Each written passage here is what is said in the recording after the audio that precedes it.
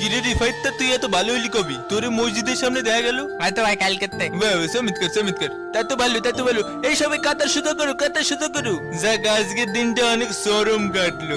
বন্ধুদের সাথে একসাথে আড্ডা দিলাম, ফুটবল খেললাম, একসাথে নামাজও পড়ে আসলাম। কিরে রাফিন, এই রাতের বেলা বাইরে কি করস? আরে বাতেন কাকু লোডশেডিং হয়েছে লোডশেডিং, তাই সবাই বাইরে এসে খেলাধুলা করতেছে।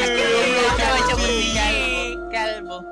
উরে শালার পুতিরা, যাক তোদেরকে দেখি আমার ছোটবেলার কথা মনে পড়ে গেল। পাতেন কাকু তুমি আমাদের সাথে আসো খেলো। না যা মা, তোরে খেল। আমি একটু যাই ওই আবুল চাচার দোকানে বন্ধুদের সাথে একটু চা খাই আর একটু আড্ডা দিয়ে আসি। মনে পড়ে সেসব দিনগুলির কথা, যখন মাগরিবের আজান দিলেই সব খেলাধুলা বাদ দিয়ে আমরা ছুটতাম নিজেদের ঘরের দিকে। আর সন্ধ্যার পরে একটু লোডশেডিং হলে এলাকার সবাই মিলে বেরিয়ে আসতাম, একসাথে আড্ডা দিতাম। কতই না সুন্দর ছিল সেসব দিন। হয়তো ফিরে আসবে না সেই শৈশবের দিনগুলি, তবে কিছু আনন্দের প্রাপ্তি থাক না স্মৃতির পাতাতে। আর সেই পর্যন্ত এটাই ছিল নিজের দেশ লুতুপুতুতে পাতেন মিয়ার একদিন। ভালো লেগে থাকলে শেয়ার করুন আপনার বন্ধুদের সাথে আর সাবস্ক্রাইব করতে ভুলবেন।